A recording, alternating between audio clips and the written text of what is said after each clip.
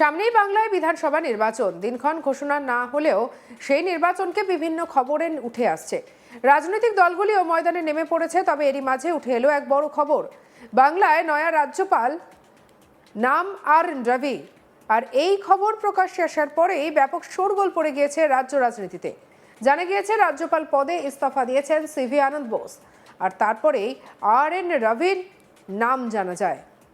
জানা গিয়েছে তামিলনাড়ুর রাজ্যপালের পদে ছিলেন সিবিআই এবং আইবির প্রাক্তন কর্তা আর.এন. রবি।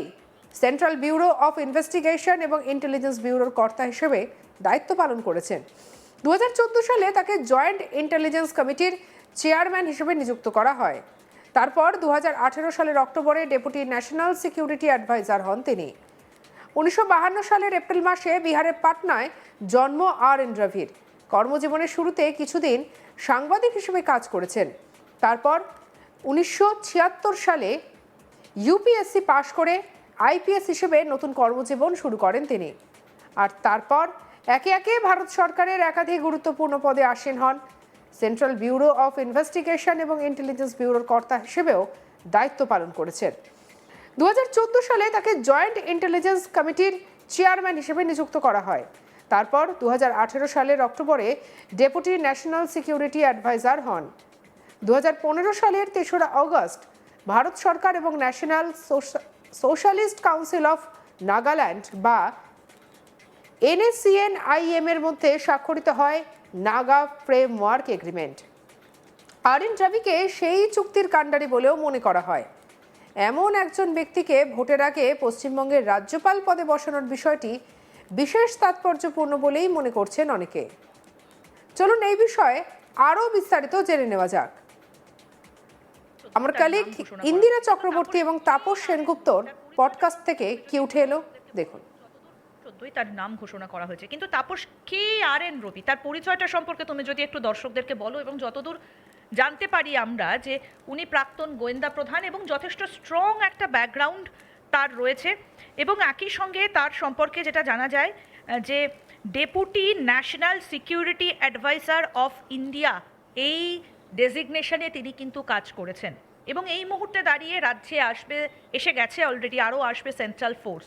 সুতরাং এই সংক্রান্ত সমস্ত বিষয়গুলো কিন্তু তার হাতের তালুর মতো চেনা। আমরা আরও জানবো। তাপস, তুমি যদি আরও বিষয়টা একটুখানি স্পষ্ট করে বলো। দেখো, আর.এন. রবি হচ্ছেন 1977 সালের একজন বিউরোক্র্যাট এবং তিনি দীর্ঘ জীবন বিউরোক্রেসিতে কাটিয়েছেন। এবং তিনি, যেমন তুমি বললে, যে ডেপুটি ন্যাশনাল সিকিউরিটি অ্যাডভাইজার হিসেবে ছিলেন এবং তিনি অজিত ডোভালকেও বিভিন্ন সময় অ্যাসিস্ট করেছেন। তো তার কাছে কিন্তু আভ্যন্তরীণ নিরাপত্তা এবং এক্সটার্নাল সিকিউরিটি তার কাছে কিন্তু জল ভাত তার কাছে। তার পাশাপাশি বিউরোক্রেসি কিভাবে একটা গভর্নর হাউস রান করে, যেমন জগদীপ ধনকর নিজে একজন একজন ল পার্সন ছিলেন এবং তিনি পুঙ্খানুপুঙ্খ কিন্তু সংবিধান জানতেন। যার ফলে কিন্তু যখনই রাজ্যের তরফ থেকে কোনো প্রস্তাব পাঠানো হতো, তার একটা ব্যাখ্যা দেওয়া হতো, সেটার কিন্তু কাউন্টার ব্যাখ্যা তিনি করতেন, কারণ তিনি সংবিধানটা তার গুলে খাওয়া ছিল। এক্ষেত্রেও কিন্তু রাজ্যপালের কাছে যখন কোনো প্রস্তাব যায়, কোনো বিল যায়, তার একটা ব্যাখ্যা হয়, তার একটা ইমপ্লিকেশনস হয়, কনস্টিটিউশন কি বলছে, কোন ধারা অনুযায়ী সেটা হয় বা না করা সম্ভব নয়, সেগুলো মূলত রাজ্যপালকে তার সাথে যে বিউরোক্র্যাটরা রয়েছেন তারা অ্যাডভাইস করে, রাজ্য সরকারের বিউরোক্র্যাটরা অ্যাডভাইস করে। এনার ক্ষেত্রে কিন্তু ইনি নিজে বিউরোক্র্যাট ছিলেন, টপ বিউরোক্র্যাট ছিলেন।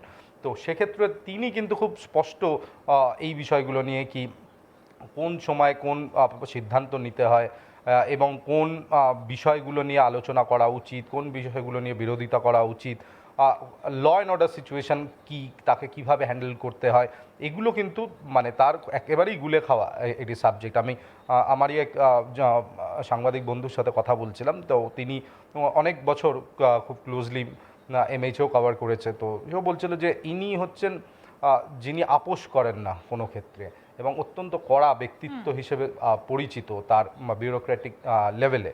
তো সেক্ষেত্রে তাকে এখানে নিয়ে আসা, বারবার বিরোধী দলের তরফ থেকে বা অন্যান্য রাজনৈতিক দলের তরফ থেকে বলা হয়েছে যে এখানকার যে ল অ্যান্ড অর্ডার সিচুয়েশান, সেই ল অ্যান্ড অর্ডার সিচুয়েশান ভালো না, সেই পরিস্থিতিতে নির্বাচন কিভাবে হবে, কোথাও যদি ল অ্যান্ড অর্ডার সিচুয়েশন তৈরি হয় সেগুলোকে রাজ্য সরকার ঠিকভাবে ট্যাকেল করে না। অতীতেও আমরা জগদীপ ধনখড়কে দেখেছি, সিভি আনন্দ বোসকে দেখেছি, তারা কড়া বিবৃতি দিয়েছেন, তারা অ্যাডভাইস করেছেন সরকারকে কি করা উচিত, তারা ছুটে গেছেন বিভিন্ন জায়গায়। তবে আর এই নতুন রাজ্যপাল কিন্তু তাদের থেকে অনেকটাই আলাদা, কারণ তিনি গ্রাউন্ড রিয়ালিটি জানেন এবং তিনি নিজে যেহেতু ব্যুরোক্র্যাট ছিলেন এবং গোটা সিকিউরিটি অ্যাপারেটাস তার গুলে খাওয়া, মানে তুমি বুঝতেই পারছো অজিত ডোভালের মতো এক ব্যক্তিকে তার অ্যাসিস্ট করা, তার ডেপুটি হয়ে কাজ করা, মানে সেও কিন্তু কোনোভাবেই কিন্তু কম দক্ষ নয়। তাহলে এটাও আমাদের বুঝতে হবে তাপস, যে তিনি যদি এক্সটার্নাল সিকিউরিটি নিয়ে যখন কেউ কাজ করেন তখন তার দেশের ভেতরটা একেবারে গুলে খাওয়া। তার মানে পশ্চিমবঙ্গের কোন কোন জায়গাগুলো সেন্সিটিভ সেইগুলো সম্পর্কেও তিনি নিশ্চয়ই খুব ভালো করে জানেন। এই যে বিভিন্ন সময় যে অভিযোগগুলো ওঠে, দেখো যে সেন্ট্রাল ফোর্সকে মুভ করানো যদিও দায়িত্ব থাকে লোকাল পুলিশের, কিন্তু বিভিন্ন সময় দেখা যায় যে শাসক দলের ক্যাডাররা সেই জায়গাটাকে লিড করছে। সেন্ট্রাল ফোর্স অলরেডি ঢুকে গেছে, এবারে মুভ করবে। তাহলে কি এবার বিষয়টা অত্যন্ত টাফ হতে চলেছে? তার মানে কি রাজ্যপাল এবার নিজের হাতে করে সেন্ট্রাল ফোর্স মুভ করাবেন বা সেই তদারকিটা করবেন? দেখো, আমার এরকম মনে হয় কোনো না, বিষয় কি আমার হবে? মনে হয় না ইন্দিরা, কারণ রাজ্যপাল একটা কনস্টিটিউশনাল হেড আর মুখ্যমন্ত্রী হচ্ছেন executive head of the state. তো সেক্ষেত্রে এমন কোনো পদক্ষেপ কারণ রাজ্যপালের কাজ করার ক্ষেত্রেও কিন্তু তার যে সীমা সেটা বাধা আছে এবং তারও বাধ্যবাধকতা রয়েছেন। তিনি যা চাইবেন, তিনি হঠাৎ করে সেন্ট্রাল ফোর্স কোথাও ডিপ্লয় করে দেবেন বা ল অ্যান্ড অর্ডার সিচুয়েশনকে তিনি কন্ট্রোল করতে চাইবেন, এমনটা নয়। নির্বাচনের নির্ঘণ্ট বেজে গেলে সেখানে পুরোপুরি কিন্তু রাজ্যের ল অ্যান্ড অর্ডার সিচুয়েশন সম্পূর্ণভাবে নির্বাচন কমিশনের হাতে চলে যায়। সেখানেও কিন্তু রাজ্যপালের হস্তক্ষেপ করার কোনো জায়গা থাকে না। তবে হ্যাঁ, যে জায়গায় রাজ্যপাল কাজ করতে পারেন, যে যদি তার মনে হয় কি রাজ্য সরকার এই প্রাককালে যদি কোথাও কোনো গণ্ডগোল হয়, কোনো বিষয় যদি উঠে আসে যেটা বা বেআইনি বলে মনে হয় বা সেটাকে হয়তো দমন করা যেত কিন্তু সেটা দমন করা হয়নি, সেক্ষেত্রে তিনি প্রোঅ্যাক্টিভ মেজার নিতে পারেন, রাজ্য সরকারকে অ্যাডভাইস করতে পারেন, মিনিস্ট্রি অফ হোম অ্যাফেয়ার্সকে তিনি রিপোর্ট আকারে জমা দিতে পারেন এবং সেই রিপোর্ট আকারে জমা দিয়ে তিনি নির্বাচন কমিশনকেও সেই রিপোর্ট পাঠাতে পারেন বর্তমান পরিস্থিতি সম্পর্কে অবগত করে। তো এই কাজগুলো তিনি করতে পারেন।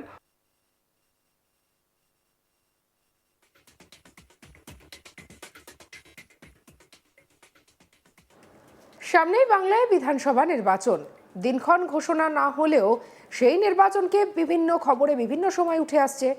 রাজনৈতিক দলগুলিও ময়দানে নেমে পড়েছে। আর এর মাঝেই উঠে এলো এক বড় খবর, বাংলায় নয়া রাজ্যপাল, নাম RN রবি। আর এই খবর প্রকাশ্যে আসার পরেই ব্যাপক শোরগোল পড়ে গিয়েছে রাজ্য রাজনীতিতে। জানা গিয়েছে রাজ্যপাল পদ থেকে ইস্তফা দিয়েছেন সিভি আনন্দ বোস, আর এরপরেই RN রবির নাম জানা যায়।